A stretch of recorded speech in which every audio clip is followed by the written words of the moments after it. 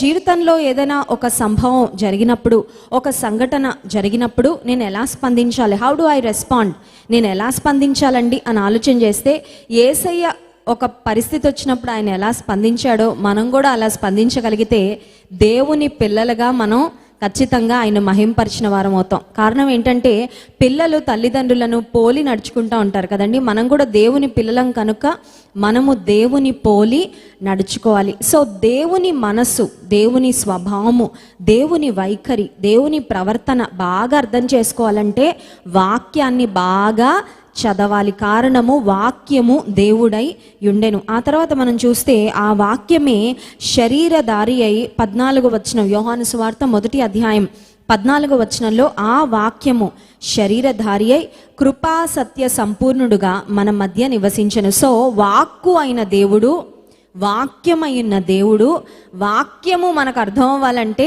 ఆయనే శరీరధారిగా ఒక శరీరాన్ని రక్తమాంసములను ధరించుకొని మన కొరకు ఈ లోకంలో పుట్టడం ద్వారా, జీవించడం ద్వారా ఆయన మన మధ్యలో నివసించాడు. He lived among us. దేవుడు మన మధ్యలో నివసించారు. మా బాల్యంలో ఒక బ్రిటిషర్ అయిన ఒక మంచి మిషనరీ అప్పుడప్పుడు మా ఊరికి వస్తూ ఉండేవారు పరిచర్య చేయడానికి. మా డాడీ ఇన్వైట్ చేసినప్పుడు అంకుల్ వచ్చి వాక్యం చెప్తూ ఉండేవారు. నాకు చిన్నప్పుడు నాకు కొన్ని జ్ఞాపకాలు ఉన్నాయి. అంకుల్తో కొన్ని ఫొటోస్ దిగాము. వచ్చినప్పుడు చాలా మమ్మల్ని ఆడిచ్చేవారు, ఒళ్ళో కూర్చోబెట్టుకునేవారు, చాలా ప్రేమ చూపిస్తూ ఉండేవారు. ఆ అంకుల్ ఒళ్ళో కూర్చుంటే ఆయన ముట్టుకుంటే ఆయన మాసిపోతాడు అనిపించి అట్లా ఉండేదన్నమాట. ఆయన చర్మము, ఆయన చాలా ఎత్తుగా ఉండేవాళ్ళు, చాలా హ్యాండ్సమ్గా ఉండేవాళ్ళు, ముట్టుకుంటే మాసిపోయేటట్లు అంత తెల్లగా ఉండేవారు. ఆయన మా ఊరికి వచ్చినప్పుడు మా ఇంటికి రావాలంటే ఒక మురిక్కాలో దాటి రావాలన్నమాట. ఇప్పుడంటే ఓపెన్ డ్రైనేజెస్ ఎక్కువ మనకు కనబడట్లేదు, కానీ అప్పట్లో ఊర్లలో చాలాసార్లు కాలువలు ఉంటాయి కదా, కాలువ మీద మూసేవారు కాదు. మూయకపోవడం వలన కాలువ జస్ట్ అలా దాటి రావాలన్నా మనకి ఎలా ఉంటుందంటే చాలా ఇబ్బందిగా ఉంటుంది. ఆ స్మెల్ కానీ ఆ పరిస్థితి కానీ. ఆ అంకుల్ చాలా హ్యాపీగా వచ్చేవారు, పిలిచినప్పుడల్లా చాలా చక్కగా వాక్య పరిచయం చేసేవారు. మా మమ్మీ టిఫిన్, భోజనం అవన్నీ వండి పెడితే పచ్చిమిరపకాయలు కూడా విడిచిపెట్టేవారు కాదు. మనమే కారం తినలేము, పచ్చిమిరపకాయలు కూడా తినేసేవారు. ఆఖరికి ఇదేంటంటే కరివేపాకు ఉంటుంది కదండి, కరివేపాకు యూజువల్గా మనం పక్కన పెడతాం. మా పిల్లలు అయితే ఆవాలు కూడా తినరు, ఆవాలు కూడా ఏరి పక్కన పెట్టేస్తుంటారు. అదేదో అనవసరమైన వ్యర్థ పదార్థంలాగా. మనకి చూడండి, కూరలో ఎన్ని వేసినా అన్నీ తినేయాలని మనం అనుకోం. కొన్ని మనకు నచ్చవు కదండి, కొన్ని మనకు పడవు. కొన్నిసార్లు మనకి స్పైస్ నచ్చదు, కొన్ని నచ్చవు. కానీ ఆ మిషనరీ దగ్గర నేను చూసింది ఏంటంటే ఆయన కరివేపాకు కూడా తినేసేవారండి. అది రుచిగా ఉండదు కదా, మనకు తెలుసు ఆరోగ్యానికి మంచిది కానీ రుచిగా ఉండదు. ఇక పచ్చిమిరపకాయ, ఎండుమిరపకాయ అంటే మనకి తింటుంటేనే కళ్ళల్లోంచి ఆయనకి నీళ్ళు వచ్చేస్తున్నా పాపం, కర్చీఫ్తో తుడి చేసుకొని మరీ తినేసేవారు.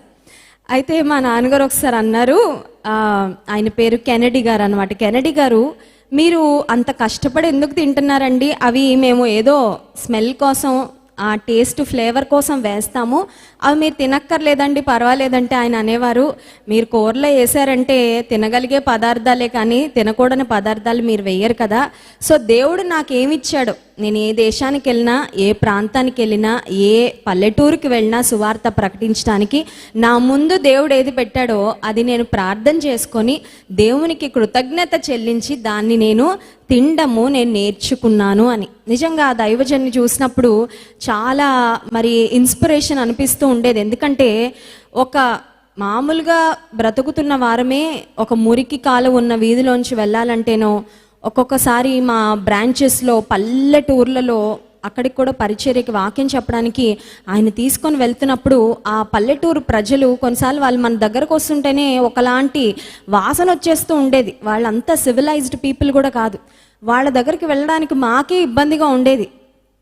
ఆయన మాత్రం చాలా ఆనందంగా వాళ్ళని దగ్గరికి తీసుకోవడం, వాళ్ళకి యేసయ్య మాటలు చెప్పడం, వాళ్ళని చూసి హృదయపూర్వకంగా నవ్వడం, అదంతా చూస్తున్నప్పుడు నాకు ఏమర్థమయ్యేదంటే క్రీస్తు ప్రభు మన లోపల ఉంటే మన ప్రవర్తనలో అంత గొప్ప పరివర్తన, మన స్వభావం, మన నేచర్, ప్రభువును పోలి నడుచుకునే వాళ్ళ ప్రవర్తన ఇలా ఉంటుందేమో అని అనిపిస్తూ ఉండేది. యేసుక్రీస్తు ప్రభు యొక్క త్యాగము, ఆ మిషనరీని చూసినప్పుడు నాకు ఒకటే జ్ఞాపకం వచ్చేది. ఈయన ఇంగ్లాండ్ దేశం నుండి ఇక్కడికి రావడమే గొప్ప త్యాగం అయితే, ఆ పరలోకంలో మహిమాన్వితమైన ప్రదేశంలో ఉన్న యేసుక్రీస్తు ప్రభు ఒక పశువుల పాకలో పుట్టడానికి ఆయన తన్ను తాను ఎంతగా తగ్గించుకున్నాడు. అందుకే దేవుని వాక్యం సెలవిస్తుంది, ఆయన దాసుని స్వరూపము ధరించుకొని. దేవుడు యజమానుడు, ఆయన దాసుడు కాదు. మనం దాసులం, మన పాపానికి దాసులం, వ్యసనాలకు దాసులం, లేకపోతే లోకానికి దాసులం, మన శరీర స్వభావానికి మనం దాసులం.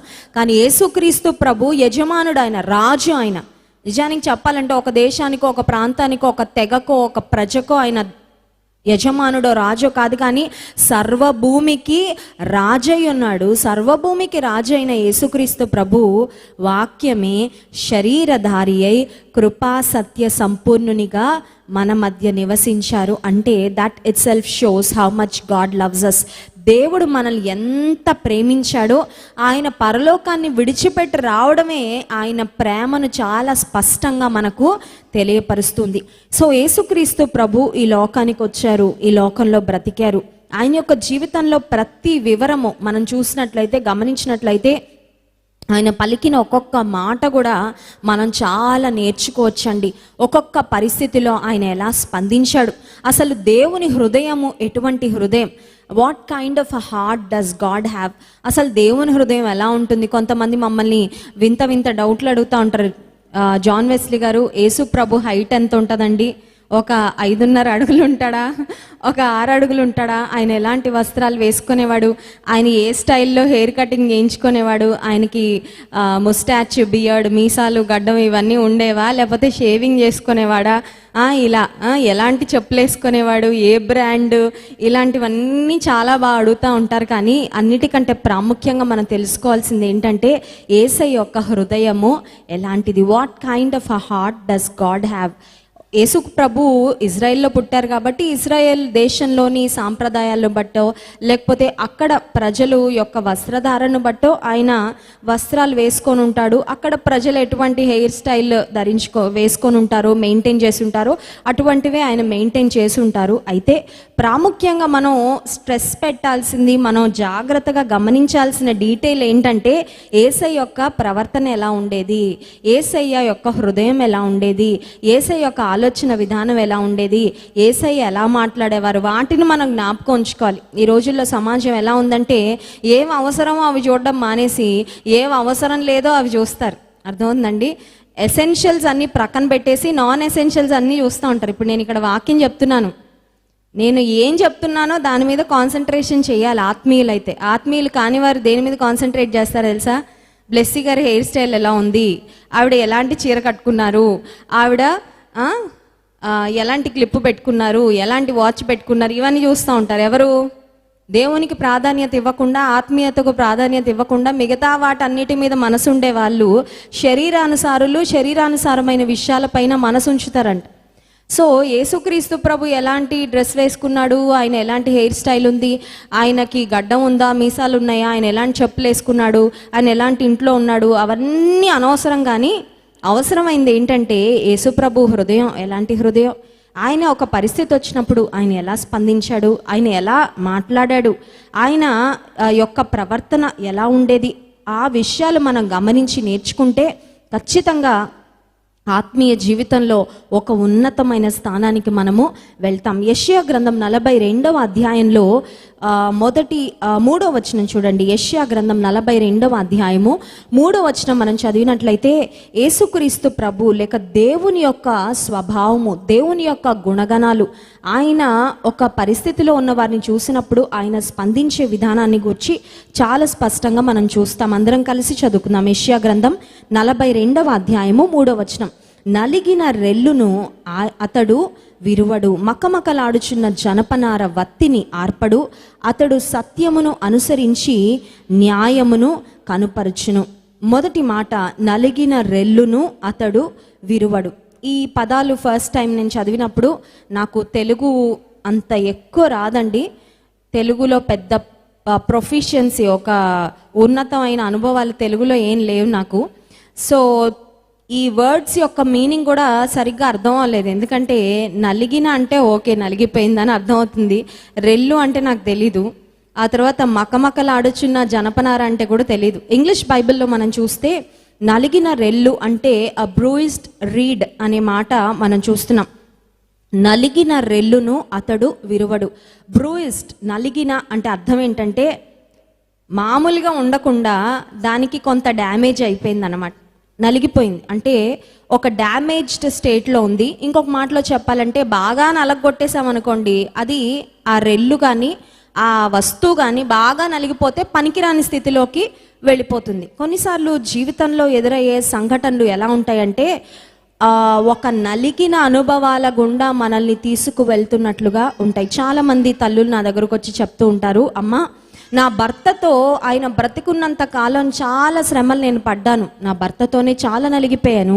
అయితే ఈరోజు నా కుమారుని యొక్క ప్రవర్తన మళ్ళీ వాళ్ళ నాన్న యొక్క రెప్లికా లాగుంది. ఎగ్జాక్ట్గా తండ్రి ఎలా ప్రవర్తించాడో, తండ్రిలో ఉన్న మూర్ఖత్వం, తండ్రిలో ఉన్న చెడుతనము, తండ్రిలో ఉన్న వ్యసనాలన్నీ మళ్ళీ కుమారుడు కూడా చేస్తూ ఉన్నాడు. వాడి ప్రవర్తన కూడా అలాగే ఉంది.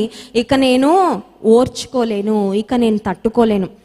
నలిగిన రెల్లు, రెల్లు అనే మాటకి ఇంగ్లీష్లో రీడ్ అనే మాట ఉంది. రీడ్ అంటే అర్థం ఏంటంటే ఒక డెలికేట్ ప్లాంట్ అన్నమాట. ఒక చెట్టు లేక ఒక వృక్షము బలంగా ఉంటుంది, బలంగా ఎదుగుతుంది. దాని యొక్క మొద్దు కానీ దాని యొక్క కొమ్మలు కానీ బలంగా ఉంటాయి. చూడండి, ఏదో బలమైన తుఫానో గాలో వస్తే తప్ప బలమైన చెట్లు పడిపోవు కదండి. మన ఇంటి చుట్టూ చెట్లు ఉంటాయి, మొక్కలు ఇవన్నీ ఉంటాయి. ఒక్కొక్కసారి తుఫాను బీభత్సం జరిగినప్పుడు ఒకవేళ వాటికి ఏమైనా డ్యామేజ్ అవుతుందేమో, కానీ యూజువల్గా ఒక వర్షం కానీ కొంచెం గాలిగానే వస్తే ఆ చెట్లేమీ అవ్వవు.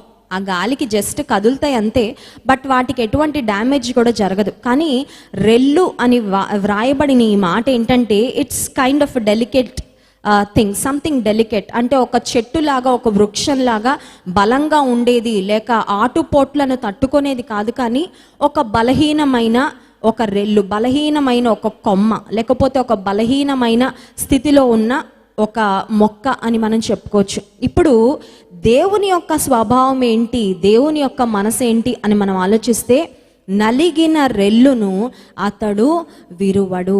చాలామంది యవనస్తులు కూడా అంటూ ఉంటారు, లైఫ్లో మేము ఫేస్ చేసిన రిజెక్షన్స్కు, లేకపోతే మాకు ఎదురైన ఫెయిల్యూర్స్కు ఏది పట్టుకున్నా సక్సెస్ కాలేకపోతున్నాం అక్క, పలానా ఎగ్జామ్ రాశాను ఫెయిల్ అయ్యాను, పలానా ఇంటర్వ్యూ అటెండ్ అయ్యాను డిస్క్వాలిఫై అయ్యాను, లేకపోతే ఇంకేదో జాబ్ ఓపెనింగ్ కొరకు నేను ఇంకెవరి దగ్గరకో వెళ్ళాను, ఏ డోర్ నాక్ చేసినా, ఏ తలుపు తడుతున్నా కూడా తలుపులు తెరుచుకోవట్లేదు, ఏది అటెంప్ట్ చేసినా కూడా దానిలో సక్సీడ్ కాలేకపోతున్నాను, చాలా ఓటమిని ఎదుర్కొంటున్నాను, ఓటమి భారంతో చాలా కృంగిపోతున్నాను, నేను చాలా నలిగిపోయాను, ఐఎమ్ టోటలీ బ్రోకెన్ అని చాలామంది చెప్తూ ఉంటారు. అయితే దేవుడు చెప్తున్న మాట ఏంటంటే, నీవు ఒకవేళ నలిగిపోయిన స్థితిలో ఉన్నట్లయితే నలిగిన రెల్లును చూడండి. మనం యూజువల్గా మన స్వభావం ఏంటంటే ఏదన్నా ఆల్రెడీ విరిగిపోయింది అనుకోండి, దాన్ని ఇంకా విరగొట్టి డస్ట్బిన్లో పడేస్తాం, అవునా కదా. ఒకవేళ నేను ఇంట్లో కనుక ఏదైనా ఎండిపోయిన మొక్కో ఏదైనా కనబడితే ఒకవేళ ఏమైనా ఫిక్స్ అవుతుందా అని ఆలోచిస్తాను. బట్ యూజువల్గా మనం చేసేది ఏంటంటే ఎండిన దాని వరకు కట్ చేసేసి దాన్ని డస్ట్బిన్లో పడేస్తాం. ఎందుకంటే ఈ నలిగిపోయిన స్థితిలో ఉన్న, ఎండిపోయిన స్థితిలో ఉన్న దాని మీద సమయం పెట్టి మళ్ళీ దాన్ని బాగా నీరు పోసి లేకపోతే నారు పోసి దాన్ని ఎదిగింప చేయాలనే అంత ఓపిక చాలాసార్లు ఉండదు. ప్రపంచంలో మనుషుల యొక్క స్వభావం ఏంటంటే నలిగిన వారిని ఇంకా నలగొడతా ఉంటారు, అణిగిపోయిన వారిని ఇంకా అనగార్చాలని ప్రయత్నం చేస్తూ ఉంటారు. కొంతమంది విధవరాండు నాకు చెప్తూ ఉంటారు, మా భర్త చనిపోయిన ఆనాట నుండి కుటుంబీకులు ఎంతగా మమ్మల్ని అన్యాయం చేయగలరో అంతగా అన్యాయం చేశారని. ఎన్ని మాటలు మాట్లాడాలో అన్ని మాటలు మాట్లాడారు, ఎంతగా మమ్మల్ని గాయపరచాలో అంతగా మమ్మల్ని గాయపరిచారు. కారణం ఏంటంటే ఆల్రెడీ వారి మనసుకు గాయమైపోయింది. ఇంట్లో యజమానుడు లేడని, భర్త లేడని, తండ్రి లేడని కుటుంబీకులు ఆల్రెడీ బాధపడుతున్నారు. కానీ చుట్టూ ఉన్న సమాజం ఎటువంటి అన్యాయమైన స్వభావంతో ఉన్న సమాజం అంటే అటువంటి నలిగిపోయిన స్థితిలో ఉన్న వారిని ఇంకా నలగగొట్టాలని ప్రయత్నిస్తుంది తప్ప వారిని లేవనెత్తాలనే మనసు లేని సమాజంలో మనం బ్రతుకుతున్నాం. కానీ ద ఎంకరేజ్మెంట్ ఇస్ దిస్. మనం జ్ఞాపకం చేసుకోవాల్సిన ఒక ప్రాముఖ్యమైన విషయం ఏంటంటే, నీవు నేను సేవిస్తున్న దేవుడు ఎటువంటి దేవుడు అంటే, నువ్వు నలిగిపోయి ఉంటే ఆయన నిన్ను ఇంకా నలగొట్టడంట. నువ్వు విరిగిపోయి ఉంటే నిన్ను ఇంకా ఆయన విరగొట్టడు, but he will mend you. ఆయన నిన్ను బాగు చేయాలని ప్రయత్నం చేస్తాడు, నీకైన గాయాలను కట్టాలని ప్రయత్నం చేస్తాడు. నీకున్న నలిగిన స్థితిలో నుండి నిన్ను ఎలా లేవనెత్తాలో నిలవబెట్టాలో దేవుడు ఆలోచిస్తాడు తప్ప నిన్ను ఇంకా నలగగొట్టాలని, నిన్ను ఇంకా అణగద్రొక్కాలని మాత్రం దేవుడు ఎప్పుడూ ప్రయత్నం చేయడు అనే విషయాన్ని మనము గుర్తించాలి. యెషయా గ్రంథం 41వ అధ్యాయం 13-14 వచనాల్లో మనం జ్ఞాపకం చేసుకుంటే, దేవుడు ఒక శ్రేష్టమైన వాగ్దానాన్ని మనకిస్తున్నాడు. నీ దేవుడనైన యెహోవానగు నేను, భయపడకుము, నేను నీకు సహాయము చేసేదనని చెప్పుచు నీ కుడి చేతిని పట్టుకొనిచున్నాను. పురుగు వంటి యాకోబు, స్వల్ప జనమగు ఇశ్రాయేలు, భయపడకుడి, నేను నీకు సహాయము చేయుచున్నానని యెహోవా సెలవిచ్చుచున్నాడు. నీ విమోచకుడు ఇశ్రాయేలు పరిశుద్ధ దేవుడే. హల్లెలూయా. పురుగు వంటి యాకోబు, you are very insignificant, you are very small. యాకోబును ఒక పురుగు లాంటోడివే, చాలా స్వల్పమైన వాడివే, కానీ నీ చేతిని నేను వచ్చి పట్టుకుంటాను. హల్లెలూయా. ఒకవేళ మనుషుల దృష్టిలో నీవు ఒక నిస్సహాయ స్థితిలో ఉండొచ్చేమో, కానీ దేవుడు నీకు ఈ ఉదయకాల సమయంలో వాగ్దానం చేస్తున్నాడు. అదేంటంటే, I will come and hold your hand. చిన్నపిల్లలు కొన్నిసార్లు మన చేయి పట్టుకుంటే, మనం ఒకవేళ లూజ్గా వదులుగా మన చేయిని పెడితే, పిల్లలు కాసేపు పట్టుకున్న తర్వాత వదిలిపెడతారేమో మన చేతిని. ఎప్పుడైనా రిస్కీ ఏరియాస్లో కానీ, ఇబ్బందికరమైన రోడ్లో కానీ నడుస్తున్నప్పుడు మా పిల్లలు నా చేతిలో వారి చెయ్యేస్తే, వారు నా చెయ్యి వదిలిపెట్టే ఛాన్స్ ఇవ్వకుండా నేను గట్టిగా పట్టేసుకుంటాను. ఎందుకు తెలుసా?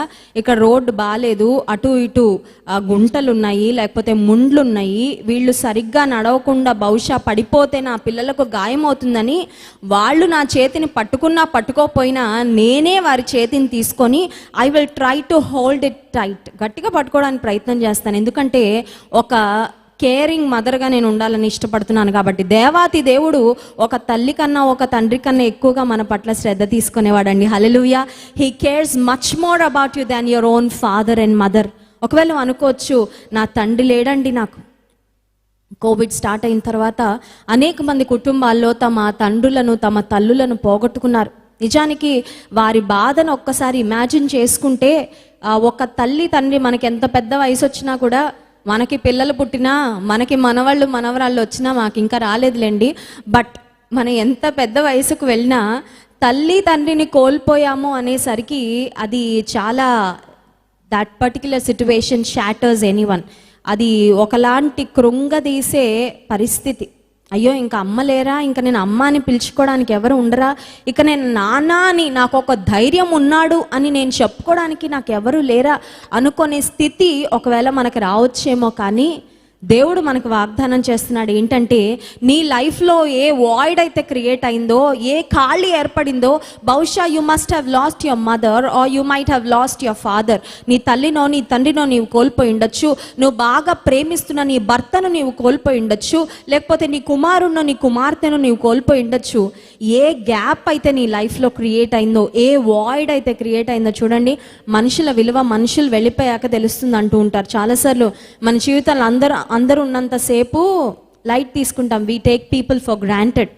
మా అమ్మే కదా, మా నాన్నే కదా, నా భార్యే కదా, నా కొడుకే కదా, నా కోడలే కదా అని. వాళ్ళు పోయాక వాళ్ళ విలువ చాలాసార్లు తెలుస్తూ ఉంటుంది. సో ఒక వ్యక్తిని కోల్పోయినప్పుడు నీ జీవితంలో ఏ ఖాళీ అయితే ఏర్పడిందో ఆ ఖాళీని భర్తీ చేయగలిగిన వాడు దేవుడు. హల్లెలూయా. ఎందుకంటే ఆయన వాగ్దానం చేస్తున్నాడు, భయపడద్దు అని చెప్పడమే కాదు, భయపడద్దు అని ఎవరైనా చెప్పచ్చు కదండి. ఇప్పుడు ఎవరైనా నాకు ఫోన్ చేసి, అమ్మ నాకు ఇలాంటి సిచ్యువేషన్ నేను ఫేస్ చేస్తున్నాను, నాకు చాలా భయంగా ఉంది అంటే, నేను భయపడద్దమ్మా అని చెప్పచ్చు. భయపడద్దు అని చెప్పడం ద్వారా ధైర్యం వస్తుంది డెఫినెట్గా. బట్ భయపడకుండా ఉండడానికి నేను ఇంకేదన్నా వారికి చేయగలిగాను అనుకోండి, అది ఇంకా వారికి సహాయపడుతుంది. ఇప్పుడు దేవుడు చెప్తున్న మాట ఏంటంటే, నువ్వు భయపడద్దు అని నీకు చెప్పడం మాత్రమే కాదు, నీ చేయి నేను పట్టుకుంటానని కూడా చెప్తున్నాడు. హల్లెలూయా. ఒకవేళ మనం ఆయన చేయి పట్టుకుంటే మనం విడిచిపెట్టేస్తామేమో, ఖచ్చితంగా విడిచిపెట్టేస్తామండి. మనం మామూలు వాళ్ళం కాదు, అవునా కదా? మనం మామూలు వాళ్ళము కాదు. కష్టాలు వచ్చినప్పుడు గట్టిగా పట్టేసుకుంటాం, ఏసే చెయ్యి, అమ్మో ఏసే అని వదిలిపెట్టేస్తారేమో నా చెయ్యి అన్నట్లుగా చాలా గట్టిగా పట్టేసుకుంటాం. ఇక వన్స్ జీవితంలో కష్టాలు తీరగానే మన వర్షన్ మారిపోద్ది, మన ప్రవర్తన మారిపోద్ది, మన వైఖరి మారిపోద్ది. దేవుడు పిలుస్తున్నా కూడా వినపడినట్లే వెళ్ళిపోతూ ఉంటాం కదండి. దేవుని సన్నిధి అంటే ఆసక్తి ఉండదు, దేవుని కొరకు వాడబడాలని ఆశ ఉండదు, దేవుని పట్ల ముందున్న శ్రద్ధ మనం చాలాసార్లు కనుపరచాం. అయితే దేవుడు చేస్తున్న వాగ్దానం ఏంటంటే, నువ్వు నన్ను పట్టుకుంటే నువ్వు ఎప్పుడోకప్పుడు వదిలిపెట్టి వెళ్ళిపోతావు నాకు తెలుసు. అందుకే నువ్వు నన్ను పట్టుకున్నా పట్టుకోపోయినా నేను వచ్చి నిన్ను పట్టుకోవాలని, I will come and hold your hand, నేను వచ్చి నీ చేతిని పట్టుకుంటాను, నేను వచ్చి నిన్ను నడిపిస్తానని దేవాతి దేవుడు వాగ్దానం చేస్తున్నాడు. 14వ వచనం, పురుగు వంటి యాకోబు, స్వల్ప జనమగు ఇశ్రాయేలు, భయపడకుడి, నేను నీకు సహాయము చేయుచున్నానని యెహోవా సెలవిచ్చుచున్నాడు. భయపడకు అని చెప్పిన దేవుడు చేతిని పట్టుకుంటున్నాడు. చేతిని పట్టుకున్న దేవుడు నడిపిస్తానని మాత్రమే కాదు, కానీ సహాయం కూడా చేస్తానంటున్నాడు. హల్లెలూయా. నీకు సహాయం ఒకవేళ ఎవరు లేకపోవచ్చు, ఇట్స్ ఓకే. ఎవ్వరు మనుషులు నీ పక్షంగా నిలబడకపోవచ్చు, నీకు ధైర్యము ఇచ్చేవారు, ఒక మారల్ సపోర్ట్ ఇచ్చేవారు ఎవరు లేకపోవచ్చు, పర్వాలేదు. కానీ దేవాది దేవుడు, భూమి ఆకాశములను సృజించిన సృష్టికర్త అయిన దేవుడు నీకు సహాయం చేస్తానని వాగ్దానం చేస్తున్నాడు. ఇంకంతకంటే ఇంకెక్కడైనా మనకి ధైర్యం వస్తుందండి? నీవు నిజంగా దేవుని మాటలు నమ్మగలిగితే, ఇదేదో నేను చెప్తున్నానని కాదు, లేకపోతే ఏదో మీరు చదువుకున్నప్పుడు ఏదో సహాయం చేస్తానంటున్నాడని ఏదో పైన చదవడం కాదండి. నీ విశ్వాస జీవితంలో ఒక సవాలు నువ్వు ఎదుర్కొన్నప్పుడు, ఒక కష్టం నీకు వచ్చినప్పుడు, ఒక దిక్కుతోచని స్థితిలో నువ్వు ఉన్నప్పుడు, దేవుడు నాకు సహాయం చేస్తానన్నాడు. దేవుడు అబద్ధమాడుటకు ఆయన నరమాత్రుడు కాడు, ఆయన మాట తప్పనివాడు. ఆయన సహాయం చేస్తాడంటే ఆయన ఖచ్చితంగా సహాయం చేసి తీరుతాడు. ఎటు నుండి సహాయం పంపిస్తాడు నాకు అనవసరం, కానీ సహాయం మాత్రం ఖచ్చితంగా వస్తుంది. Hallelujah. He will send help, I do not know from where, through whom. ఎవరి ద్వారా ఏ దిక్కు నుండి సహాయం పంపిస్తాడో మనం ఆలోచించుకో అక్కర్లేదు, అది సహాయం పంపించి ఆయన చూసుకుంటాడు. హల్లెలూయా. అయ్యా నాకు సహాయం రావడానికి మార్గాలు ఏం లేవయ్యా, నేను ఈ కిటికీ తీసిపెట్టినా, ఈ తలుపు తీసిపెట్టినా, నువ్వేం ప్లానింగ్ చేసుకోక్కర్లేదు. అర్థమవుతుందండి? నీకు ఎవరి ద్వారా ఏ సమయంలో ఎటువంటి సహాయం పంపించాలో సహాయం చేస్తాను అని వాగ్దానం చేసిన దేవునికి తెలుసు. హల్లెలూయా. Do you know that God is fully aware of your problems? నీ సమస్యలన్నీ నీకంటే ఎక్కువ దేవునికి తెలుసా? నీకంటే ఎక్కువ నీ సమస్యలు ఒకవేళ నిన్ను తినివేస్తూ ఉండొచ్చు, నీ సమస్యలు ఒకవేళ నీకు నిద్ర పట్టనివ్వకపోవచ్చు, నీ సమస్యలు ఒకవేళ నిన్ను కృంగతీస్తూ ఉండొచ్చు, కానీ but do you know that your problems not only bother you, but God is also worried about your problems. ఆయన మిమ్మును గూర్చి చింతించుచున్నాడు గనుక మీ చింత యావత్తు ఆయన మీద వేయుడి. He cares about you. Cast your cares upon God because He cares about you అనే మాట దేవుని వాక్యంలో మనం చూస్తున్నాం. సో ఉదయకాల సమయంలో నలిగిన రెల్లు వలె నీ హృదయం ఒకవేళ నలిగిపోయినట్లయితే చూడండి, కొన్నిసార్లు ఒక ఆశీర్వాదం కొరకు వెయిట్ చేస్తూ ఉండొచ్చు నీవు. అదొక ఉద్యోగం అయిండొచ్చు, ఒక వివాహం అయిండొచ్చు, లేకపోతే ఒక అవసరత కొరకు అయిండొచ్చు. దేవుని వైపు చూస్తూ వచ్చేస్తుందిలే వచ్చేస్తుందిలే వచ్చేస్తుందిలే వచ్చేస్తుందిలే అని కనిపెడుతూ ఇంకా రాకపోతే ఏ కార్యము కొరకు మనం కనిపెడుతున్నామో అది ఆలస్యం అవుతూ ఉంటే మనసులో చాలా కృంగుదల వస్తుందండి. అవునా కదా? It disappoints us a lot. గడిచిన వారంలో ఒక చెల్లెమ్మ నాకు ఫోన్ చేసి చెప్తుంది, అక్క నాకు 29 సంవత్సరాలు వచ్చాయి, మా అమ్మ నాన్న నా చిన్నప్పుడే చనిపోయారక్క, ఇప్పుడు నేను వివాహ వయసుకు వచ్చాను, మా గురించి ఆలోచన చేసేవారు ఎవ్వరు లేరు, మా కోసం ప్రార్థన చేసేవారు ఎవరు లేరు, మా కొరకు ప్రార్థన చేయక్క, నువ్వు చాలా కృంగుదల వస్తుంది, రాత్రి అయ్యేసరికి అసలు నిద్ర పట్టడం లేదు, ఎందుకంటే రేపు ప్రొద్దున ఎందుకు లేవాలి, ఎవరి కోసం లేవాలి, మమ్మల్ని గురించి ఆలోచన చేసేవారు ఎవరున్నారు, టుమారో ఈజ్ అ క్వశ్చన్, రేపు ఉదయకాల సమయం ఒక ప్రశ్నార్థకంగా ఉందంటే ఆ చెల్లికి చెప్పాను, అమ్మ దేవుని సేవకులంగా మీ కొరకు ప్రార్థన చేస్తాను, నీ బయోడేటా కూడా నాకు పంపించు, తప్పకుండా నా వంతు ప్రార్థన చేసే ప్రయత్నం కూడా చేస్తానని చెప్పాను. ఎందుకు ఈ మాటలు చెప్తున్నానంటే గాడ్ కేర్స్ అబౌట్ యూ. ఒకవేళ నువ్వు అనుకోవచ్చు నన్ను పట్టించుకునే వారు ఎవ్వరూ లేరు, నా కోసం ఆలోచన చేసేవారు ఎవరు లేరు. ఆ నిరాశకరమైన స్థితిలో from my conversation with her చాలా బిజీగా ఉన్నాను ఆ రోజు. కానీ నాకు అర్థమైంది ఆ చెల్లెమ్మకు ఒక ధైర్యము కావాలి, ఆ చెల్లెమ్మకు ఒక భరోసా కావాలి. She needs someone who can say that we are there for you. ఆ రోజు చెప్పాను, అమ్మ నీ కోసం ఈ రోజు నుంచి నేను నమ్మకంగా ప్రార్థన చేస్తాను, ఖచ్చితంగా నీ కొరకు నా వంతు ఒక ప్రయత్నం కూడా చేస్తాను, దేవుని చిత్తం ఆయన ఎలా జరిగించుకుంటాడో చూద్దామని. ఎందుకు ఈ మాటలు చెప్తున్నానంటే, నలిగిన స్థితిలో నీ ఉంటే నీ పక్షంగా దేవుడు ఉంటాడు. హల్లెలూయా. If you are in a broken state, if you are in a broken condition, God reaches out to you. దేవుడు నీ దగ్గరకు వస్తాడు ఎప్పుడంటే నువ్వు నలిగిన స్థితిలో ఉంటే. బైబిల్లో దేవుని వాక్యం సెలవిస్తుంది, ఆయన గర్విష్ఠులను దూరం నుంచే గుర్తిస్తాడంట.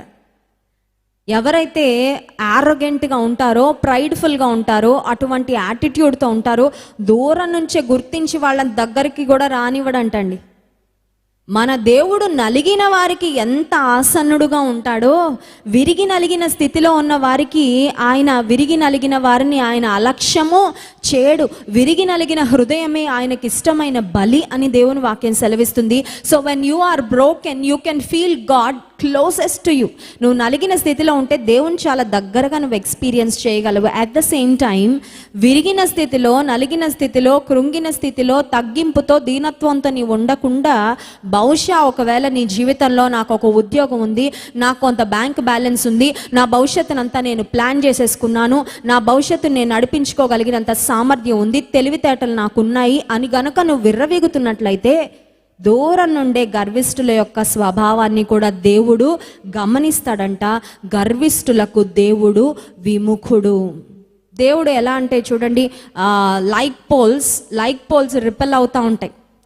నార్త్ సౌత్ అని 2 పోల్స్ ఉన్నాయి అనుకోండి. ఫర్ ఎగ్జాంపుల్ మ్యాగ్నెట్స్లో ఈ అయస్కాంతం ఉంటుంది కదండి, అయస్కాంతంలో ఒకవైపుకు తిప్పితే 2 అయస్కాంతాలను దగ్గరికి తెచ్చినప్పుడు ఒకవైపుకు తిప్పితే అవి దగ్గరకు వస్తాయి. ఇంకొక డైరెక్షన్ మార్చి ఆ పోల్ మనం మారిస్తే అవి 2 అయస్కాంతాలే, అంతకుముందు దగ్గరకు వచ్చినవే, వాటి డైరెక్షన్ మార్చగానే అవి దూరం వెళ్ళిపోతూ ఉంటాయి, రిపెల్ అయిపోతూ ఉంటాయి. దేవుడు కూడా నీకు దగ్గరగా రావాలనుకుంటున్నాడు, నిన్ను బలపరచాలనుకుంటున్నాడు, స్థిరపరచాలనుకుంటున్నాడు, దీవించాలనుకుంటున్నాడు, నీ జీవితంలో ఆయన నీ పక్షంగా నిలబడాలనుకుంటున్నాడు. But your attitude can make a big difference. నీ జీవితంలో ఒకవేళ గర్వపు స్వభావంతో, ఎదురాడే స్వభావంతో, అవిధేయతతో, ఇష్టానుసారంగా మాట్లాడుతూ, ఇష్టానుసారంగా ప్రవర్తిస్తూ నీవు ఉన్నట్లయితే దేవుడు రిపెల్ అయిపోతాడండి. He will move away from you. దేవుడు మనకి దూరంగా వెళ్ళిపోతాడు. నేను అనుకుంటాను, the most unfortunate life on this planet is a life which lives away from God. తిండి లేనోళ్ళు దురదృష్టవంతులు అని నేను అనుకోవట్లేదు. ఎందుకంటే తిండి లేని స్థితిలో ఉన్నా నువ్వు దేవుని కలిగి ఉంటే, నువ్వు ఎప్పుడు చనిపోయినా నువ్వు దేవుని సన్నిధికి వెళ్తావు. లాజరు, ధనవంతుడు లాజరు యొక్క ఉపమానాన్ని మనం జ్ఞాపకం చేసుకుంటే, లాజరు కుష్టు వ్యాధితో ఉన్నాడండి. Very unfortunate life. అతని చూసి అందరూ అసహించుకుంటున్నారు. అతని కురుపులు, అతని గాయాలు, వాటి నుంచి పస్ కారుతూ, రక్తం కారుతూ ఉంటే కుక్కలు వచ్చి అతని గాయాలను నాకుతూ ఉన్నాయి. అప్పటికి చూస్తే అనిపించుండొచ్చు, ఇటువంటి బ్రతుకు ఎవడికి ఉండద్దురా ఈ లోకంలో, ఇలా మాత్రం బ్రతకూడదురా, చనిపోతే నయమని బహుశా లాజరుని చూసి చాలామంది అసహించుకొని ఉండొచ్చు. కానీ బట్ పరలోకంలో లాజరుకు చాలా హై పొజిషన్ దేవుడిచ్చాడండి. అబ్రహాము యొక్క రొమ్మును ఆనుకున్నాడు. Hallelujah. What a privilege, what a place. ఎందుకో తెలుసా, Lazarus had a good attitude. దేవుని పట్ల ఒక మంచి వైఖరిని లాజరు కలిగి ఉన్నాడు. అదే ఈ ధనవంతుడు రెచ్చిపోయాడు, విర్రవీగిపోయాడు. తన ధనాన్ని బట్టి, తనకున్న సంపదలను బట్టి, తనకున్న జ్ఞానాన్ని బట్టి గర్వించాడు. ఆఖరికి వెళ్ళి నరకాగ్నిలో కాలాడు. మొన్న సండే జాన్ వెస్లీ గారు సెకండ్ వర్షిప్లో గోల్డెన్ బ్రదర్స్ అని చెప్పారు. చూసారా మీరు? గోల్డెన్ బ్రదర్స్ అంట కుక్క గొలుసుల్లా బంగారు మెడల్కి వేసుకున్నారండి. చేతులు అన్నిటికీ 10 వ్రేళ్ళు ఉంటే 10 వ్రేళ్లకు 10 ఉంగరాలు పెట్టుకున్నారు. ఇక మెడకైతే ఇలా ఇలా ఉన్నాయి వాళ్ళ చైన్స్. ఆ ఫోటో చూడగానే వెస్లీ గారితో నేను ఒకటే అన్నాను, వాళ్ళు తర్వాత వెళ్ళి నరకంలో కాలాల్సింది కదండి, ఇక్కడ ఎన్ని వేసుకొని తిరిగితే ఏం లాభం? Their eternity is going to be in hell if they die without Jesus. ఏసే లేకుండా చనిపోతే ఎక్కడ కాలుతారు? యుగ యుగాలు నిత్య నరకాగ్నిలో. ఎవరైనా సరే, ఎంత ధనవంతులైనా, ఎంత ఉన్నతమైన స్థితిలో ఉన్నవారైనా కాలవలసిందే. సో మొదటిది యెషయా గ్రంథం 42వ అధ్యాయం 3వ వచనంలో, నలిగిన రెల్లును అతడు విరువడు. ఇంకో ప్రాముఖ్యమైన విషయం చెప్పమంటారా మీకు? నీవు విర్రవీగి అపవిత్రతతో లేక గర్వంతో బ్రతకడం కంటే నలిగిన స్థితిలో ఉండడం చాలా మేలు. ఎందుకంటే నలిగిన స్థితి నేను దేవునికి చాలా దగ్గరగా చేస్తుంది. హల్లెలూయా. ఖచ్చితంగా ఒక విశ్వాస జీవితంలో మాట చెప్పగలరు. అదేంటంటే the most painful circumstances in my life are the ones which brought me closest to God. నా జీవితంలో నన్ను దేవునికి దగ్గరగా తీసుకొచ్చిన సన్నివేశాలు ఏంటంటే నా జీవితంలో నేను బాధను వేదనను అనుభవించిన సందర్భాలే. Hallelujah. So problems are blessings in disguise. కనుక సమస్యలు అనేవి ఆశీర్వాదాలు మారువేషంలో వచ్చినట్లు అనమాట. చాలామంది నాకు చెప్పే మాట ఏంటంటే, అమ్మ మీకు కరోనా రాకముందు చాలా బాగా చెప్పేవారు వాక్యం, అయితే మీ కరోనా వచ్చిన తర్వాత నుంచి మీలో ఒక ప్రత్యేకమైన అభిషేకాన్ని మేము చూస్తున్నాం. దేవుని వాక్యాన్ని మీరు ప్రకటిస్తూ ఉన్నప్పుడు దేవుని శక్తి చాలా అధికంగా విడుదలవుతున్నట్లుగా మేము గమనిస్తున్నాం. సో కరోనాని బట్టి దేవునికి స్తోత్రాలా లేకపోతే బాధపడాలా? కరోనా వచ్చిన 2 వారాలు దేవునికి సన్నిహితంగా గడిపానండి. దేవునితో ఎక్కువగా సహవాసం చేశాను. దేవునికి మరింతగా నన్ను నేను సమర్పించుకున్నాను. అందుకే చెప్పగలను, ఒక విరోబడిన పాత్రగా, విరోబడిన రొట్టెగా దేవుని చేతిలో వాడబడ్డానికి దేవుడు సహాయము చేస్తున్నాడు. Please understand that problems are blessings in disguise. నీ జీవితంలో నలిగిన స్థితి గుండా నీ వెళ్ళడానికి ఒకవేళ నీ భర్త కారణం అవ్వచ్చు, నీ పిల్లల కారణం అవ్వచ్చు, ఒక ఆర్థిక సమస్య నీకు కారణం అవ్వచ్చు. But be grateful for that. ఎందుకంటే ఆ సమస్య లేకపోతే నువ్వు దేవుని దగ్గరకు వచ్చేదానివి కాదు. ఒకవేళ ఆ సమస్య, ఆ సవాలే నీకు లేకపోయింటే నువ్వు దీన మనసు నేర్చుకునేదానివి కాదు. ఒకవేళ నీ జీవితంలో ఆ లోటే లేకపోయింటే నువ్వు విశ్వాసంలో ఎదగడానికి ఒక అవకాశమే నీకు వచ్చి ఉండేది ఖచ్చితంగా కాదు. రెండవదిగా మనం చూస్తే, చూడండి సమయం అయిపోతుంది, 42వ అధ్యాయం యెషయా గ్రంథం 3వ వచనం 2వ భాగం. మకమకలాడుచున్న జనపనార వత్తిని ఆర్పడు. స్మోకింగ్ ఫ్లాక్స్ అనే మాట ఉంది. జనపనార వత్తి, దీపాలు ఉంటాయి కదండి, పాతకాలంలో దీపాలు వాడుతూ ఉండేవారు. ఆ దీపాలలో వత్తి ఉంటుంది, జనపనార వత్తి. ఆ దీపంలో నూనె అయిపోయినప్పుడు, నూనె తగ్గిపోతూ ఉన్నప్పుడు ఆ వెలుగు, దాని నుంచి వస్తున్న ఫ్లేమ్ ఏమవుతూ ఉంటుందంటే మకమకలాడడం అంటే ఏంటంటే వెలిగి వెలగనట్లుగా, వెలగాల వద్దా అన్నట్లుగా. చూడండి కొన్నిసార్లు అంతకుముందు ఎమర్జెన్సీ ల్యాంప్స్ యూజ్ చేస్తూ ఉండేవారు. సో ఎమర్జెన్సీ ల్యాంప్ మనం ఛార్జింగ్ పెట్టుకుంటాం కరెంటు పోయినప్పుడు వాడుకోవడానికి. దాన్ని కరెంటు పోగానే బాగా వెలుగుద్ది. కరెంటు ఒక 2 గంటలు 3 గంటల వరకు రాలేదనుకోండి, ఇక దానిలో బ్యాటరీ అయిపోతూ ఉంటే ఆ ల్యాంప్లో ఉన్న లైట్ డిమ్ అయిపోతూ ఉంటుంది. దానిలో ముందున్నంత వెలుగు ఆ తర్వాత వాడిన కొద్దీ తగ్గిపోతూ ఉంటుంది. కొన్నిసార్లు మన జీవితంలో దేవుడు పెట్టిన అగ్ని, దేవుడు పెట్టిన మంట, దేవుని కార్యాల పట్ల మనలో ఉన్న ఆసక్తి కొన్ని పరిస్థితుల ప్రభావం వలన అది ఏమైపోతూ ఉంటుందంటే కొన్నిసార్లు తగ్గిపోతూ ఉంటుంది. Have you ever experienced it? ఎప్పుడైనా మీరు ఎక్స్పీరియన్స్ చేశారా? నేను ఎప్పుడు దేవుని కొరకు ఒకేలా మండానండి అన్న వాళ్ళు ఎవరైనా ఉన్నారా? ఎప్పుడు ఒకేలా మండానండి అన్న వాళ్ళు ఉన్నారా? నాకు తెలుసు 150 డేస్ ప్రారంభం అవ్వకముందు మనం మకమకలాడుతున్న దీపంలా ఉన్నాం. కానీ 150 డేస్ 40 అవ్వగానే ఇక అందరూ మండేస్తున్నారు కదా. చాలా ఆత్మలో తీవ్రత, కూర్చున్నా లేచినా దేవుని గురించిన ఆలోచన, ఒక మాట మాట్లాడుతున్నాయి, దేవునికి ఇష్టమా కాదా? ఒక దగ్గరికి వెళ్ళాలంటే దేవునికి ఇష్టమా కాదా? ఒకరితో స్నేహం చేయాలంటే, ఏదైనా ఒక పని చేయాలంటే ఇది దేవుడు అంగీకరిస్తాడా, దీన్ని దేవుడు అప్రూవ్ చేస్తాడా నువ్వు ఆలోచించుకున్నావు. కారణం ఏంటంటే వాక్యం ప్రతి దినం ఒక ఫ్యూయల్ లాగా నీ లోపలికి వెళ్ళడం ద్వారా నీలో ఆత్మ సంబంధమైన తీవ్రత, ఒక ఆత్మీయ మంట పరిశుద్ధాత్మ దేవుడు నీ లోపలుండి రగిలించాడు. అయితే కొన్నిసార్లు వాక్యానికి దూరం అవ్వడం వలన, దేవుని మాటలకు దూరం అవ్వడం వలన నువ్వు అనుకో ఆత్మీయంగా బలహీనపడాలని నువ్వు అనుకో.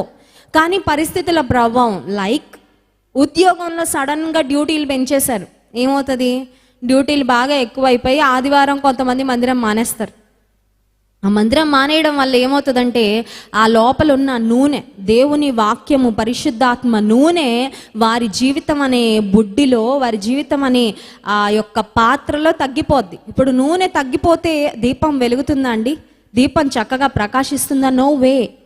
సో కొన్నిసార్లు దేవుని సన్నిధికి మనం దూరం అవడం, అదొకవేళ ఆరోగ్య సంబంధమైన పరిస్థితుల వలన కావచ్చు, ఉద్యోగ బాధ్యతల వలన బహుశా అయిండొచ్చు, లేక నీకున్న కుటుంబ బాధ్యతల వల్ల అయిండొచ్చు, లేక ప్రతిరోజు ఏం వింటాంలే వాక్యం, ప్రతి ఆదివారం ఏం వెళ్ళిపోతాంలే దేవుని సన్నిధి, కానీ ఒక రకమైన కేర్లెస్ యాటిట్యూడ్, అంటే దేవుని పట్ల కొంచెం ఆసక్తి తగ్గిపోవడం వల్ల whatever it might be, there are so many factors that contribute to it. ఆ పరిస్థితికి సహకరించే చాలా అంశాలు ఉన్నాయి, ఎవరికి వారికే తెలుసు. దేవునిలో నేను బలహీనం అయిపోవడానికి ఏంటి కారణం, దేవుని నుండి నన్ను దూరపరిచేది ఏంటి, దేవుని వెలుగు నా ద్వారా ప్రకాశించకుండా అడ్డుపడేది ఏంటి అని మనం స్వపరీక్ష చేసుకుంటే మనకి బాగా తెలుస్తుంది. దేవుని మందిరానికి వచ్చిన ప్రతిసారి వారేం వేసుకున్నారు, వీరేం వేసుకున్నారు, వారు ఎక్కడ కూర్చున్నారు, వాళ్ళు ఎలా కూర్చున్నారు, వారు ఏం చేస్తున్నారు, వీరేం చేస్తున్నారు అని చూడడం కంటే దేవుని వాక్యపు వెలుగులో మనల్ని మనం స్వపరీక్ష చేసుకుంటూ ఉంటే మనలో ఉన్న స్వభావం ఏంటో, మనలో ఉన్న పాపం ఏంటో పరిశుద్ధాత్మ దేవుడు చాలా స్పష్టంగా మనకు చూపిస్తాడు. సో ఇక్కడ వ్రాయబడిన మాట 42వ అధ్యాయం 3వ వచనంలో మకమకలాడుచున్న జనపనార, ఒక జనపనార ఒక దీపంలో ఉంది. ఆ దీపం వెలుగుతుంది కానీ పరిపూర్ణంగా వెలగలేకపోతుంది. It is struggling to glow, it is struggling to bring out that flame. ఆ లోపల ఉన్న మంటను ఇంకా బాగా చూపించాలని ఉంది కానీ అవ్వట్లేదు. ఒక రీజన్ ఏంటంటే ఆయిల్ తగ్గిపోవడం, రెండో రీజన్ ఏంటంటే బయట నుంచి వచ్చే గాలి. చూడండి, దీపానికి లోపల ఎంత నూనె ఉన్నా బలమైన గాలి ఇచ్చింది అనుకోండి, ఒక కిటికీలోంచి ఒక తలుపులోంచి ఇంట్లోకి, లేకపోతే ఫ్యాన్ ఆన్ చేసాం అనుకోండి, వెంటనే ఆ దీపము లేక ఆ వెలుగు అనేది కొంచెం కొంచెం తగ్గిపోతూ ఉంటుంది. ఇక ఆరిపోవడానికి రెడీ అయిపోద్ది. పరిస్థితి ఇంకా అలాగే ఉంటే ఖచ్చితంగా ఆరిపోద్ది. సో నీ జీవితంలో శోధన అనే గాలులు ఒకవేళ వీచొచ్చు. Temptations, the wind of temptation, ఒక బలమైన గాలి వలె ఒక శోధన నీ జీవితంలోకి రావచ్చు, ఒక శ్రమ నీ జీవితంలోకి రావచ్చు, ఒక సమస్య నీ జీవితం మీదకి రావచ్చు. కానీ దేవుడు ఎంత కృప కలిగిన వాడంటే, ఇందాక నేను ప్రారంభంలోనే చెప్పాను, దేవుని యొక్క హృదయాన్ని మనం అర్థం చేసుకోవాలంటే వాక్యం బాగా చదవాలని. దేవుని హృదయం ఎటువంటిదంటే, మకమకలాడుచున్న ఒక దీపాన్ని, ఒక జనపనారని చూసినప్పుడు ఉఫ్ అని ఊదేసి వెళ్ళిపోడంట. మనమైతే అలా చేస్తాం. ఓ దీపం సరిగ్గా వెలగట్లేదు అనుకోండి, కాసేపు చేయబడతాము అది ఆపడానికి. ఇక ఎంతకీ ఆగట్లేదు, ఎంతకీ అది ఆ ఫ్లేమ్ నిలబడట్లేదు అనుకోండి, పోతే పోన్లే అని పక్కన పడేస్తాం, అంతేనా? లేకపోతే దాన్నే పట్టుకొని కూర్చుంటామా? మనకంత టైం ఉండదు, మనకంత ఓపిక ఉండదు. కొంతమంది దీపాలు ఆరిపోతుంటే చూడడం వారికి సరదా. ఇందాక చెప్పాను కదా, నలిగిన వారిని ఇంకా నలగొట్టాలని, లేకపోతే ఆరిపోతున్న వారిని ఇంకా ముందే ఆర్పేస్తారు. నిన్నటి దినాన ఒక వీడియో నేను చూస్తున్నాను. ఒక బ్లాక్ అమెరికా దేశంలో 2 నెలల క్రితం ఆమె చనిపోక ముందు చేసిన లాస్ట్ వీడియో అండి. చూసినప్పుడు చాలా బాధ అనిపించింది. ఒక మరణ వేదన గుండా ఆమె వెళ్తూ ఆమె మాట్లాడుతున్న మాటలు, ఆల్రెడీ ఆక్సిజన్ సపోర్ట్ మీద ఆమె ఉంది, ఆక్సిజన్ పెట్టుకొని కొంచెం కష్టంగా మాట్లాడుతుంది. ఆమె చెప్తున్న మాటలు ఏంటంటే, డాక్టర్స్ వచ్చారు, నన్ను జాలిగా చూడాల్సింది బదులు, నన్ను అర్థం చేసుకోవాల్సింది బదులు నన్ను చాలా జడ్జిమెంటల్గా మాట్లాడడం ప్రారంభించాడు. నాకు ఇంజెక్షన్ వేయండి అయ్యా, నాకు టాబ్లెట్స్ ఇవ్వండి అని నేను అడుగుతుంటే, నువ్వు డ్రగ్స్ అడుగుతున్నావా, నువ్వు డ్రగ్స్ తీసుకుంటావేమో మీ ఇంటి దగ్గర, నీకు డ్రగ్స్ ఇవ్వడానికి మేము లేము, ఇక్కడ మా దగ్గర డ్రగ్స్ లేవు అని డాక్టర్స్ మాట్లాడారంటండి. ఆమె చెప్తూ ఉంది, నేను ఆల్రెడీ నలిగిపోతున్నాను, ఆల్రెడీ వేదనలో ఉన్నాను, ఆల్రెడీ కృంగిపోయి ఉన్నాను, ఆల్రెడీ ఊపిరి తీసుకోవడానికి స్ట్రగుల్ అవుతున్నాను, ఒక మంచి ఇంజెక్షన్ నాకు ఇవ్వండి అని అడిగితే కొంతమంది డాక్టర్స్, కొంతమంది నర్సెస్ హృదయం లేకుండా చాలా రూత్లెస్గా బిహేవ్ చేశారు నాతో అని ఆమె పడిన వేదన గురించి చెప్పిందండి. That was her last video before her death. అది చూసినప్పుడు అనిపించింది, బహుశా సమాజంలో కొంతమంది ఎటువంటి కర్కశమైన స్వభావంతో ఉంటారంటే, ఇతరులు బాధపడుతూ ఉంటే వారు చూసి ఆనందిస్తారు, ఇతరులు కృంగిపోతూ ఉంటే వారు చూసి లోపల పండగ చేసుకుంటూ ఉంటారేమో. కొంతమంది కోడలు నా దగ్గరకు వచ్చి చెప్తూ ఉంటారు, మా అత్తగారికి వాళ్ళ అత్తగారు చాలా టార్చర్ పెట్టిందంటక్క, వాళ్ళ అత్తగారు మీద ఉన్న రివెంజ్ నా మీద తీర్చుకుంటుంది మా అత్తగారని. దేవునికి స్తోత్రం, నా కోడలు ఎవరు రారు కాబట్టి నేను ధైర్యంగా చెప్పచ్చు, అవును కదా? ఎందుకంటే నాకు మళ్ళీ రేపు పొద్దున్న నా కోడళ్ళు వస్తే ఆ పరీక్షలో నేను ఫెయిల్ అవుతాననే భయం లేదు. అల్లుళ్ళని ఎలాగైనా ఎవరైనా బాగానే చూసుకుంటారు కాబట్టి పర్వాలేదు. సరే, ఏదేమైనప్పటికీ అత్తగారట, ఆమె అత్తగారి ద్వారా చాలా టార్చర్ అనుభవించిందట. ఇప్పుడు ఆ రివెంజ్ ఎవరి మీద తీర్చుకుంటుందంట? ఇంటికి వచ్చిన అన్యాయం కదండి, అది అన్యాయం. చాలామంది అత్తల భక్తి ఎక్కడ బయటపడుతుంది తెలుసా? కోళ్ళు వచ్చాక బయటపడుతుంది. తెలుసా అండి మీకు? మా అత్తగారు చాలా మంచోళ్ళు, నన్ను ఎప్పుడు బాధ పెట్టలేదు.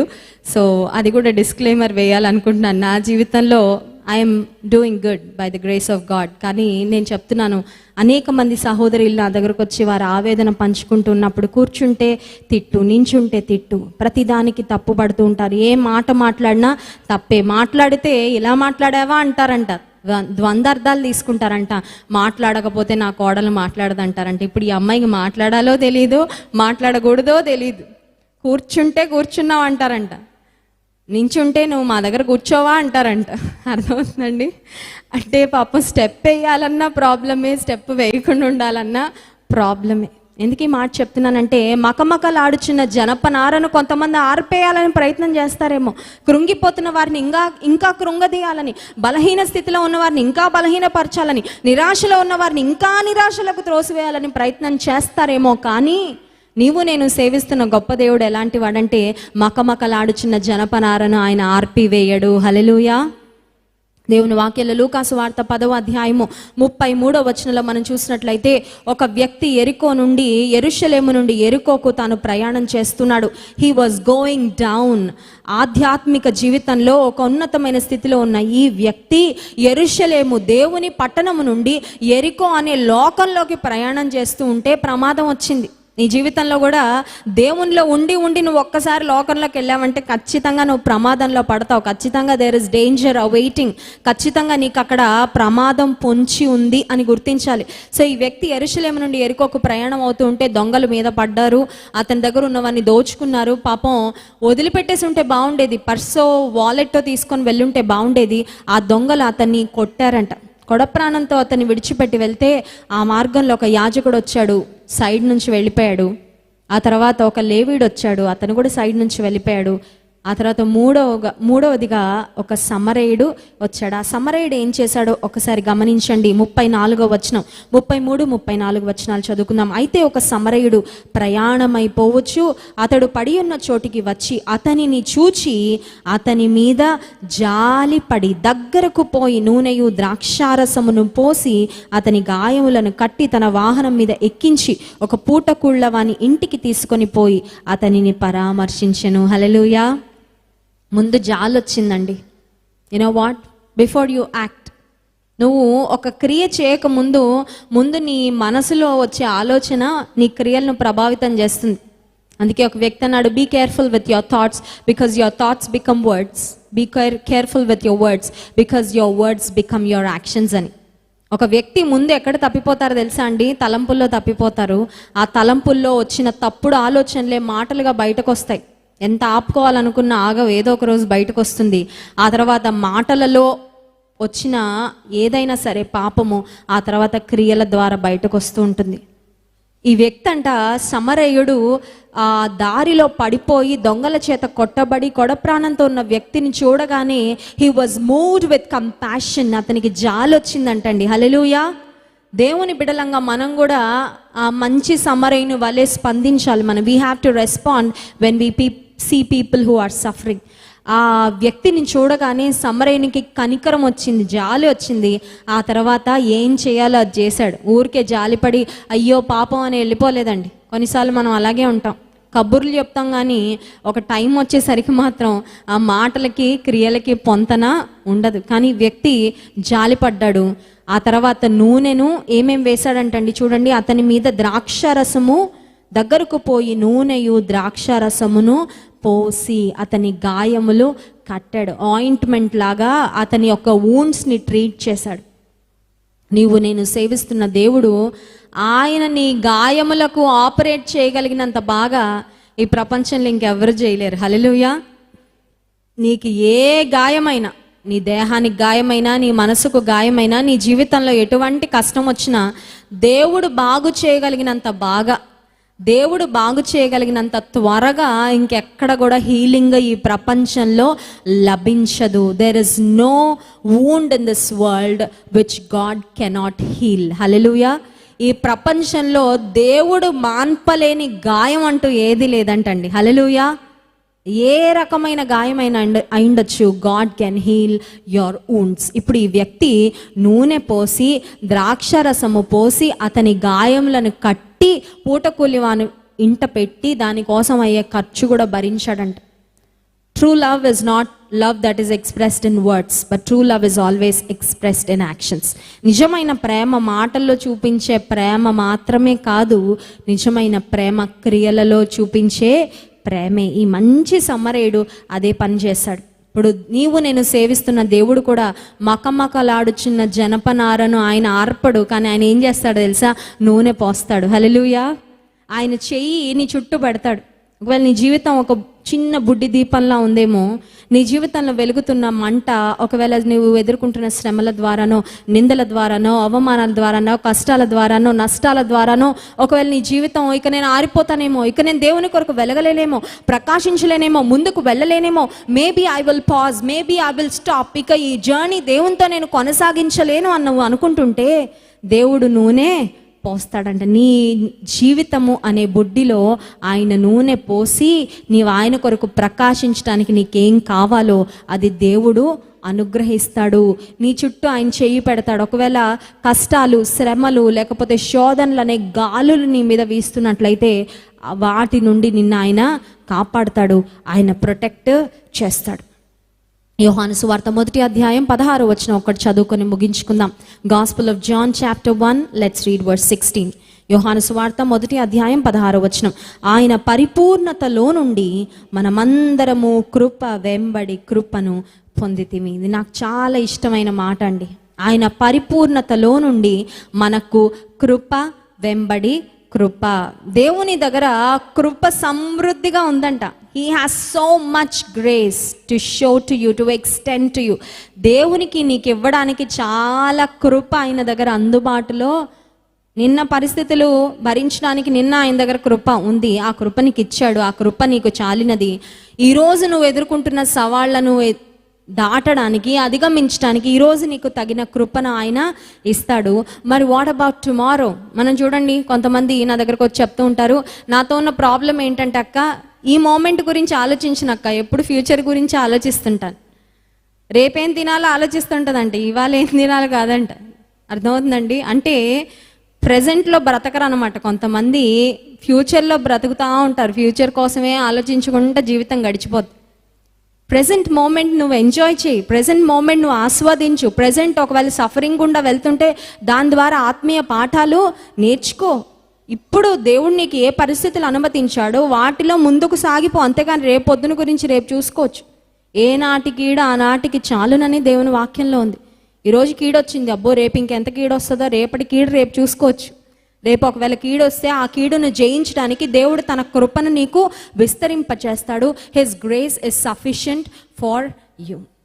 ఉదయకాల సమయంలో నీ జీవితంలో గనక నీవు శ్రమల గుండా వెళ్తున్నట్లయితే, నీ జీవితంలో నీవు నలిగిపోయినట్లయితే, ఒకవేళ నీ చుట్టూ ఉన్న వ్యక్తులు నిన్ను కృంగదీస్తున్నట్లయితే, దేవాతి దేవుడు నీకు ఇస్తున్నాడు వాగ్దానము, నలిగిన రెల్లును ఆయన విరువడు, మకమకలాడు జనపనారను ఆయన ఆర్పివేయడు. ఇంకొక మాట కూడా ఉంది చూడండి, యెషయా గ్రంథము 43వ అధ్యాయంలోనే అదే 42వ అధ్యాయం 3వ వచనంలో అదే మాట చూస్తున్నాం. అదే వచనంలో అతడు సత్యమును అనుసరించి న్యాయము కనపరచును. ఇంగ్లీష్ బైబిల్లో ఉంది, the Lord will bring forth judgement unto truth.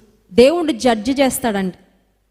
దేవుడు ఎప్పుడు కనికరం చూపించేవాడే, దేవుడు ఎప్పుడు కృప చూపించేవాడే, దేవుడు ఎప్పుడు ఆశీర్వదించేవాడే, దేవుడు ఎప్పుడు అర్థం చేసుకునేవాడే అని అన్యాయం చేస్తూ, అక్రమం చేస్తూ, ఇష్టానుసారంగా బ్రతుకుతూ దేవుడు ఆయన మంచితనాన్నే నాకు ఎప్పుడు కనపరుస్తూ ఉంటాడు అనుకుంటే అది కరెక్ట్ కాదంట.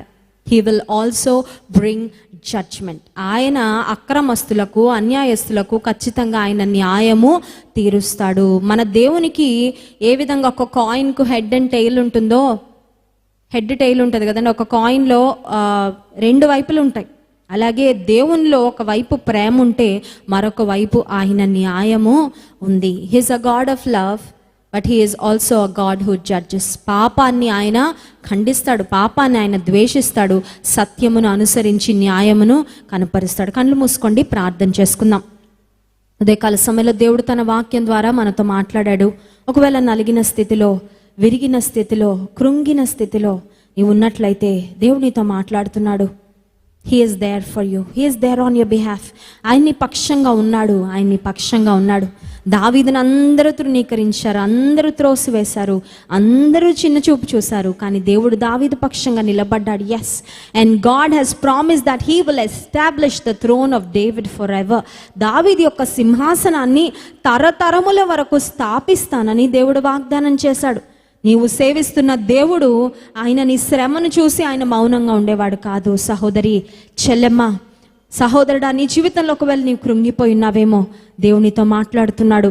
ఆయన విరిగిన రెల్లును, నలిగిన రెల్లును ఆయన విరిచే దేవుడు కాదు. He is a God of restoration. ఆయన నీ గాయములు కట్టాలని ఆశిస్తున్నాడు. ఆయన నీకైన గాయములు మాన్పాలని కోరుకుంటున్నాడు. నీవు పడిన గోతి నుండి నిన్ను లేవనెత్తాలని ఆయన ఆశిస్తున్నాడు. ఆయన కృప నీకు చాలినది, ఆయన కృప నిన్ను నడిపిస్తుంది. పరిశుద్ధ ప్రేమ కలిగిన తండ్రి, నీకు స్తోత్రాలు. ఉదయకాల సమయంలో నీ వాక్యం ద్వారా మాతో మాట్లాడినందుకు వందనాలయ్యా. విరిగి నలిగిన స్థితిలో తమ వారిని కోల్పోయి తమకు ఆధారమైన విషయాలలో ప్రభా ఒక రకమైన కృంగుదలను ఎదుర్కొంటూ నిందలను, అవమానాలను, శ్రమలను ఎంతమంది భరిస్తూ ఉన్నారో ప్రభా. కుటుంబీకుల ద్వారా అన్యాయము, ఉద్యోగ స్థలములో అన్యాయము ఎవరు ఎదుర్కొంటున్నారో వారందరి కొరకు ప్రత్యేకంగా ప్రార్థన చేస్తున్నానయ్యా. నీవు వాగ్దానము చేసినట్లుగానే భయపడకు, నీ చెయ్యి నేను పట్టుకుంటానన్నావు ప్రభా, నిన్ను నేను నడిపిస్తానన్నావయ్యా. నీకంటే మాకు భరోసా ఇవ్వగలిగిన వారు ఈ ప్రపంచంలో ఎవ్వరు లేరు ప్రభా. అందుకై స్తోత్రాలు. మా ప్రతి పరిస్థితిలో నీ వైపు చూడడం మాకు నేర్పించండి అయ్యా. ఈ బిడ్డలు ఎంతమంది అయితే వారి జీవితంలో ఇబ్బందులను, అన్యాయాన్ని ఎదుర్కొంటున్నారో ప్రభా, ఆ పరిస్థితుల్లో పరిపూర్ణంగా నీ మీద ఆధారపడి నీకు ఆ స్థితిని అప్పగించి, ఆ పరిస్థితిని అప్పగించి నీవిచ్చే విడుదలను, నీవిచ్చే ఆదరణను వారు పొందుకున్నట్లు సహాయం చేయండి.